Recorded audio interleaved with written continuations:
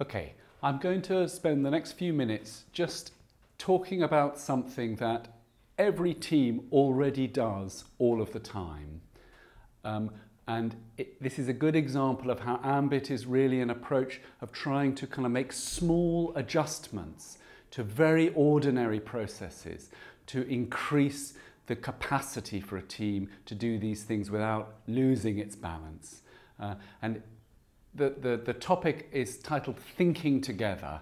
So this is an approach to how we invite members of a team to have conversations with each other where one member of the team is asking for some kind of help from the other member of the team. So absolutely understandably, this is a technique that has been developed looking at the left-hand quadrant of our AMBIT wheel, the working with your team. And you'll remember perhaps that around the outside of the AMBIT wheel, there's a series of elements of what we call our principled stance, a way of keeping your balance in work that constantly pulls us out of balance. And in this quadrant, the tension is between these two aspects of our practice. We want to create an individual key working relationship, a relationship where a worker and a young person or client really feel that there is some kind of strong relationship of help that develops between them, that is quite specific and individual. Now, the risk in creating such strong relationships with our clients is that actually our clients can invite us to, if you like, lose sight of the wider goals, to start to, if you like, dangerously collude with quite risky behaviours, or to, if you like, upregulate our kind of ability to kind of notice when things are getting risky. We may start to feel maybe it's normal for these very extraordinary or risky practices to happen in this particular client group, so that we can lose our balance. Clients will often invite us into less than helpful relationships. So getting intense, strong relationships of help going is essential, because that's where epistemic trust is developed, and that's where actually help can start to be delivered, but it's also fraught with risk. So AMBIT suggests that as much effort as we put into creating these individual relationships, we need to put into what we call remaining well connected to the team, the creation of relationships with our teammates that are deep and enduring and are kind of awake and aware and alive. And thinking together is one of the ways that we invite teams to create, if you like, their own culture of how we look after each other's needs as workers, in order that we can also make these strong relationships. An analogy is how it works on a mountain. A climber here could have all of the most incredible skills of how to place his or her ice axe and their crampons, how to balance, how to get past tricky obstacles on this dangerous looking place. But if they don't also have a relationship of help with the teammate who's holding their rope, who might notice that if they only stepped 2 or 3 meters to the left, they would avoid some terrible, dangerous overhang that they couldn't see because they're in the middle of the place. If they don't also attend to that relationship, they're in great danger. So it's that, if you like, emphasis on who's holding your rope and how do we discipline each other to make sure that when you need me to pay a little bit of rope out, I can let you go. But when I need you to notice, or you need me to notice that I need to hold tight, that will be communicated, so that we're never left alone in this intense face-to-face work that we engage in. Another way of looking at that, to think of another very inhospitable environment, is the deep sea diver, who's in this incredibly pressurized, tricky environment, an environment for us that is one where our own mentalizing is constantly under threat because of the risks and the anxieties that this work inevitably makes us feel. You should feel anxious as a worker doing this work, but not so anxious that you are unable to manage that anxiety. And it's, if you like, the boat on the surface that can pipe down, in this case, oxygen, but in our case, if you like, thoughtfulness, mentalizing, the ability to make sense of where you are. It's that relationship that thinking together is all about. So you'll already have done the exercise which we call the past outwards discussion, where we really thought about the impact of anxiety, stress, strong feelings, anger, hatred, fear, the impact of those strong emotions on our capacity to tell a story or to hear a story. And thinking together uses the same understanding to try to develop a way of understanding what it's like to be the worker who's in the middle of that pond, where the water is completely chaotic, it's difficult to mentalize, and how I, on the bank, if you like, not in the middle, could get something useful back to help my colleague. And we have developed what some people call a 4-step dance. There are 4 stages to this conversation that if we really develop a discipline, a culture in our team of holding each other to these steps, it's a little bit like they light up the landing strip for an aeroplane. It's less likely that our conversations are just unhelpful or even worse, end up upsetting or making our colleagues feel risky. So here's the first step in this conversation, and we call it marking the task. This is most often the stage that in most ordinary help-seeking conversations we miss out. I just start telling you my problem. I just pour it out. It's in my head and it comes out of my mouth, and you sit and you nod and you look very sensitive and you're listening hard. But inside of your head, as a helper, you may be thinking, well, why is he telling me this? What does he actually want me to do? Does he want me to solve the problem, to help him think about the problem? It's unclear. So marking the task is a way of saying, stop. Before you even tell me all of the story and the details, let's clarify what we're actually about here. The first thing that people do in marking the task is they actually might want to use the phrase, I want to think together. That is like, if you like, a little sign, like a bell that we ring in our team that says, oh, we're going to involve ourselves in this 4-step dance. This is a serious work conversation, not just passing the time over the water cooler or having a chat in the corridor.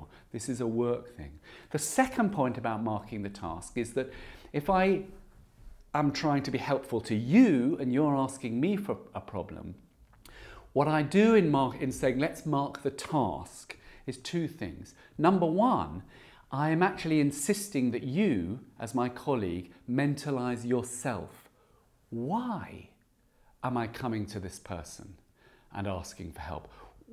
What do I want from them? And immediately in stopping to think about the why am I doing this, I have to create a more mentalizing state in my mind than just pouring the situation out. The second thing that we do in marking the task is that me as a potential helper, it's much easier for me to listen to the story that you're about to tell me if I've already got a frame in my mind established that actually there's a point to my listening. I'm listening with a very specific task in mind. And it's incredibly easy in ordinary help-seeking conversations for this step to be missed out completely. And it's tempting to sort of let it go and just be nice and nod. So we're kick-starting our mentalizing, we're defining what the task is, and I, as a helper, also need to be more concrete as well, saying, is this a task that I think I can help you with in the time that I have available? This is an approach to help-seeking conversations that is rooted in real life.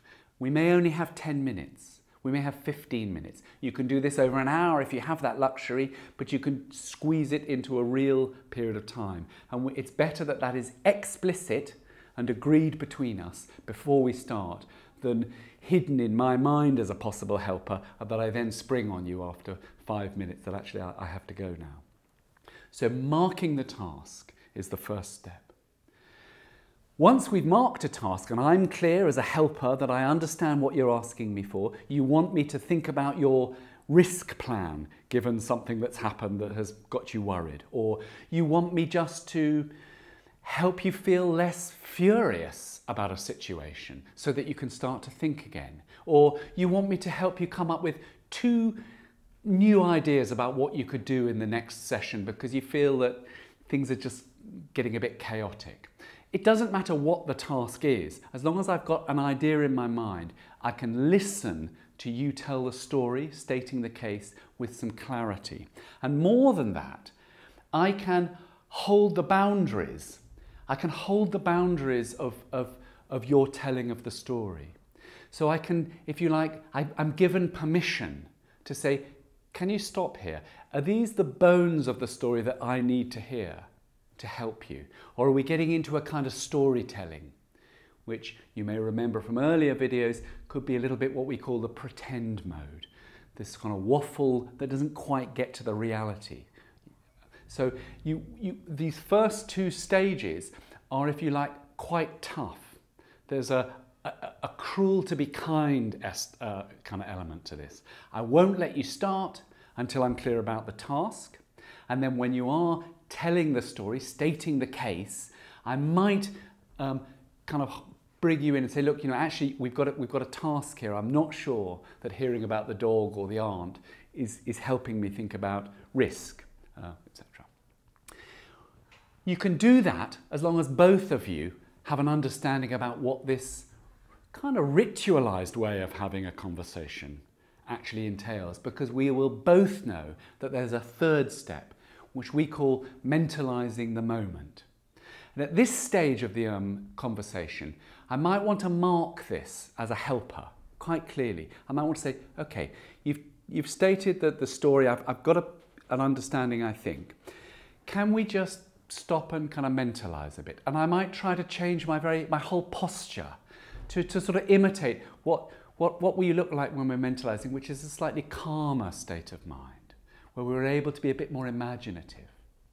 And for me as a helper, trying to help you, there's a very important rule, which is that when I'm mentalizing the moment, first I mentalize you, the worker, not the client, not the client's family, not the other professional network, because they're not here, you are here. So my first effort, if you remember that past outwards discussion, is that in my telling of my understanding, I'm hoping that you as my colleague will feel, okay, he's heard me. I feel understood. I feel that all these feelings and these anxieties or this anger or this fear is at least understandable to somebody else. I really need you to feel I've got you. So where we have these very tough beginnings, the marking the task, the stating the case, the mentalizing the moment is a moment where we act as if maybe there's no end to this conversation, and we can let our minds be a little bit more kind of exploratory. And I start by trying to mentalize you, my colleague, who's come with this problem. Once there's some attunement, and if this is a team member that I know very well, it may not take very long. I might be able to say, look, you know, I know you. You don't normally get as worried about this. So there's something that's important. And it might only take that for them to feel, okay, I'm recognized. And then we might then together go on to mentalize the other parties, the parents, the client, the other members of the professional network, whoever needs to be thought about. As the helper, I've contracted in to this very disciplined way of helping, so it's my responsibility to make sure that given the time we've got, we get to the 4th step, the return to purpose. The purpose is, what was the task that you think you needed help with? To have some extra thoughts about a risk plan, to feel differently at the end of our conversation than you did at the beginning so that you can get back to work, to have a few new ideas. It doesn't matter what the task is. It's my responsibility as the helper to make sure that we get back to that. And I might invite you, as my colleague who's asked for help, whether any of our reflections and my attempt to sort of tell back the story in a way that you feel I've understood a bit, whether you have any thoughts about this first, but it might be that then I am invited to sort of share with you some thoughts about, you know, what might be helpful. So the return to purpose, if you like, is an attempt to kind of bring this clinical kind of working conversation to an end with something that is actually kind of digestible and portable for you as my colleague, to wrap it up in a way that is, you know, feels helpful. So that's the 4 steps that we invite you to engage in.